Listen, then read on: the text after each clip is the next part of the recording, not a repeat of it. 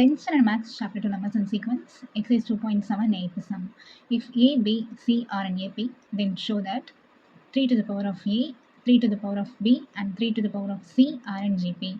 So கொஷினில் ABC அப்படின்ற 3 term வந்து ஏபியில் இருக்குது அப்படின்னா நீங்கள் என்ன ஷோ பண்ணணும்னா 3 power a, 3 to the power of B and 3 to the power of C இந்த 3 டேர்ம்ஸும் ஜிபியில் இருக்குன்னு ப்ரூஃப் பண்ணுங்கன்னு சொல்லியிருக்காங்க. ஓகேவா? ஸோ இப்போ ஃபஸ்ட்டு நான் எக்ஸாம்பிளுக்கு 2, 4, 6ன்னு எடுத்திருக்கேன். 3 டேர்ம் எடுத்திருக்கேன். சரியா? இது ஏபியில் இருக்குன்னு நம்ம எப்படி கண்டுபிடிப்போம்? இதோட காமன் டிஃப்ரென்ஸ் சரியா? D equal to T2 minus T1 which is equal to T3 minus T2 போட்டு பார்ப்போமா? So 4 minus 2 next 6 minus 4. So ரெண்டுமே ஈக்குவலாக வந்துச்சு அப்படின்னா அது வந்து எதில் இருக்குன்னு அர்த்தம்? ஏபியில் இருக்குன்னு அர்த்தம். ஓகேவா? இப்போது ஏபிசின்றது தான் ஏபியில் இருக்கான்னு ஃபஸ்ட்டு நம்ம என்ன பண்ணணும்னா செக் பண்ணணும்.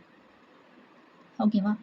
இப்போ இந்த 3 டேர்மா காமன் டிஃப்ரென்ஸ் கண்டுபிடிக்கணும். D equal to T2 minus T1 which is equal to T3 minus T2. So B minus A equal to C minus B. இப்போ இதில் B அப்படி இருக்கட்டும், இந்த சைட்லேருந்து B மட்டும் இந்த சைடு எடுத்துகிட்டு வந்தால் மைனஸ் B ப்ளஸ் B ஆகும் equal to C minus C இங்கே வந்துச்சுன்னா ப்ளஸ் Aன்னு ஆகும். ஓகேவா? So B plus B 2B which is equal to C plus A plus Cன்னு கூட எழுதிக்கலாம். ஓகேவா? அடுத்தது இப்போ 2B equal to A plus C இருக்கா? இதுக்கு நான் என்ன பண்ண போகிறேன்னா பேஸாக 3 கொண்டு வர போகிறேன். ஓகேவா? அதனால raise the powers with the base 3 அப்படின்னு எழுதியிருக்கேன். சரியா? ஸோ 3 பவரில் 2B ஈக்குவல் டு 3 பவரில் A ப்ளஸ் C. எப்படி நம்ம வந்து இது ஏபியில் இருக்கா அப்படின்னு பார்த்தோம்னா ஏபிசின்ற இந்த 3 டேர்ம் ஏபியில் இருக்கான்னு பார்க்குறதுக்கு என்ன செஞ்சோம்? Common difference கண்டுபிடிச்சோமா?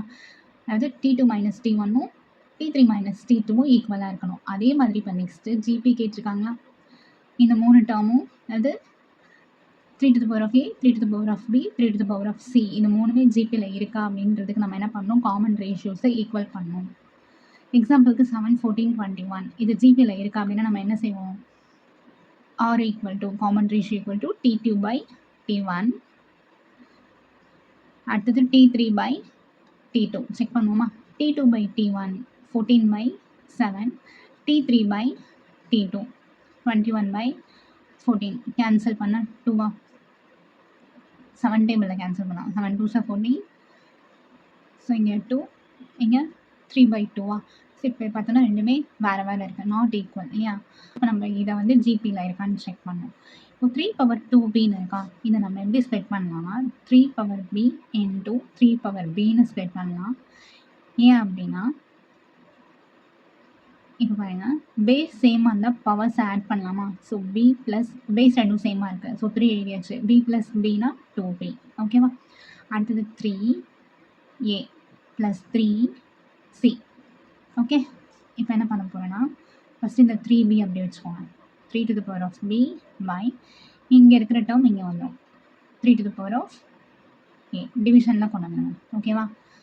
Next 3 to the power of C இது அப்படி இங்கே வந்துடும் 3 to the power of B. ஓகேவா? ஸோ என்ன சொல்லலாம்னா 3 to the power of A, 3 to the power of B, 3 to the power of C are in GP அப்படின்னு சொல்லலாம். ஏன் அப்படின்னா நம்ம இங்கே பார்த்தோம்ல ஜிபினா என்ன அர்த்தம்?